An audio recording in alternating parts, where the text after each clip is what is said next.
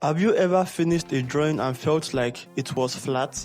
Like it was just a picture on paper and not something you could actually reach out and touch? That flatness is the biggest challenge for every beginner artist, and today we are going to crush it. I'm talking about the secret ingredient that turns a simple sketch into a masterpiece. The key to making your pen drawing pop with incredible draw-dropping realism, and I'm talking about light and shadow. Seriously, it's frustrating when you spend hours drawing all the details but your art still looks lifeless. You keep drawing but the depth just isn't there. Well, I've got the secret. This video will demystify the rules of light and shadow so you can turn basic shapes into vibrant 3D dimensional art that truly comes to life. Look at this still life reference here. We've got this cool food flags, a smooth egg, and a couple of books, a mug and some spoons. They look real, right? They pop out from the background. By the end of this tutorial, you will know exactly how to use your pen to capture that amazing feeling of depth and realism. In this video, we are covering the 5 things that happen when light hits an object, how to scrub with your pen, the ultimate shading technique for a smooth finish. So grab your favorite pen and let's unlock the secret to shading. Trust me, you don't want to miss this. Before we draw a single line of shading, we have to become detectives. We need to find the light. Think of the light in your drawing as a big powerful flashlight. If you know where the flashlight is pointing, you know where the shadow are going to fall. It's that simple. Now look at our reference image. The light is coming from the top left, hitting the object like the food flags and the mug. When that light hits an object, it creates a whole family of 5 different values or shades. These 5 values are the true secret to making things look 3D. They are the 5 members of the shading family, and the first is highlight or light source.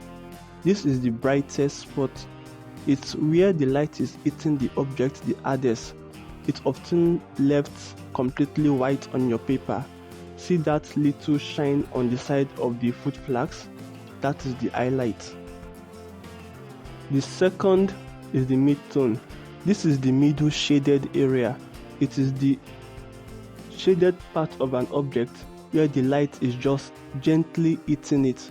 It takes up most of the light side of an object. Look at the top of the white mug. That is a good example of a mid-tone. The third is the core shadow. This is the darkest part on the object itself. The light can't wrap around and touch this area, so it is hidden in shadow. Notice the dark band on the side of the egg facing away from the light. That is the core shadow. It is super important for making the object look round. And the fourth is reflected light. Okay, this one is tricky and often forgotten, but it's a game changer. Look right next to the cross shadow on the egg. See how it gets a tiny bit lighter. That is light bouncing off the table and back onto the object.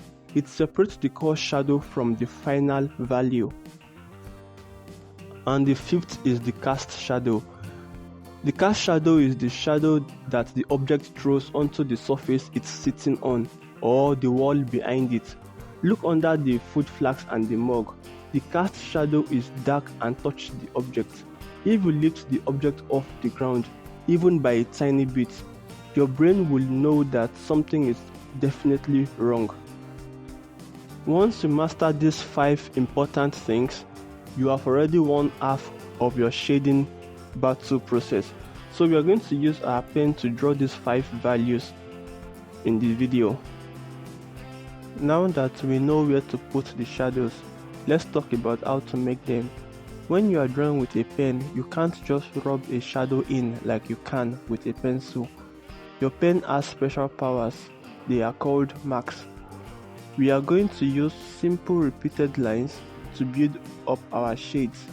This is called hatching and cross hatching, and it is the professional way to shade with a pen. Arching is just a series of lines all going in the same direction. To get a lighter mid-tone, you use less pressure and leave bigger spaces between the lines.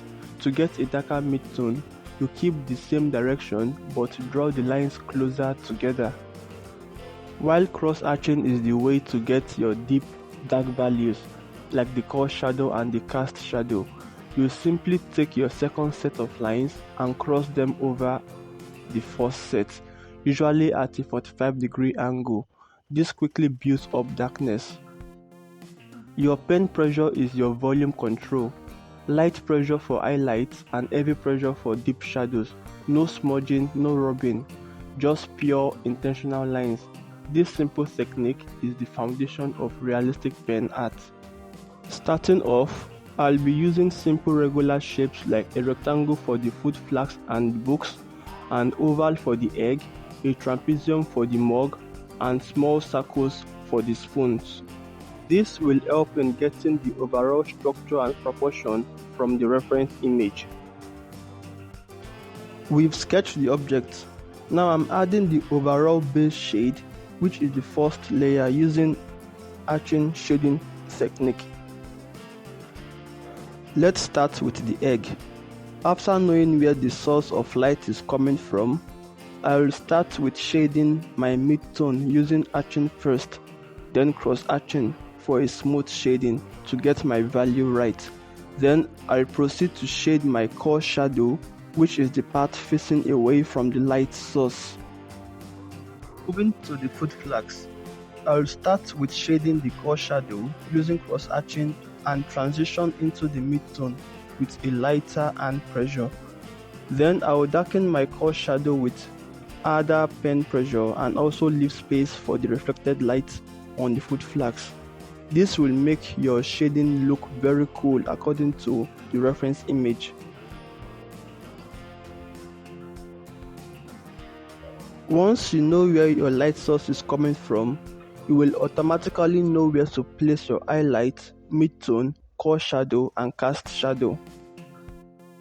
And now I will add my cast shadow between the foot flags and the egg to show that the objects are actually staying on something and not floating in the air. A common mistake artists often make is attempting to draw a cast shadow that is consistently the same darkness everywhere. However, shadows have secrets just waiting to be explored. The cast shadow is notoriously darkest right where it touches the object. As the shadow moves further away from the object, it gradually becomes lighter, softer, and more faded. This phenomenon is known as atmospheric perspective, and it's an incredible clue that makes your drawing appear more real. So when you draw the cast shadow, use a mix of heavy cross-hatching right where it meets the object, and then progressively lift your pen and spread your lines. Gradually, we are transitioning from a flat basic sketch into a three-dimensional realistic piece of art, all while utilizing the simple art of pen lines and many layers of light and shadow. One essential thing to remember is that this isn't just about theory. It is a comprehensive blueprint that you can use each and every time you draw. So step 1 is identify the light source. Be that light detective and watch what you create. And step 2 is locate the 5 values, which is find the highlight, the mid-tone, the core shadow, the reflected light, and the cast shadow. It is important to know what they are so you can effectively use them in your work. And step 3 is practice your pressure. Use light lines and light areas for light spots, while using heavy lines and dark areas for darker areas. Your strokes should tell a story as you try to capture the true essence of the light and shadow.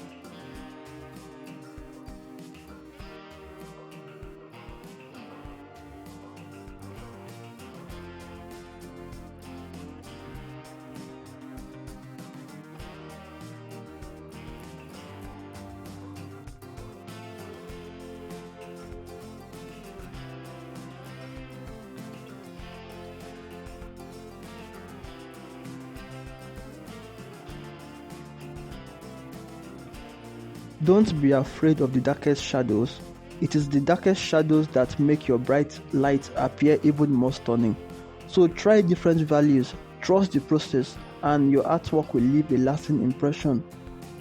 If you enjoyed this deep dive into realistic pen shading, and if you want to master more techniques and delve into the next part of this tutorial series where we explore more complex textures, kindly subscribe so you don't miss out. And in the comment section below, share with me your favorite techniques for dealing with shadows and any tip you have for making your artwork appear more true to life. I can't wait to hear from you. Thanks for watching, keep drawing, and I'll see you in the next video.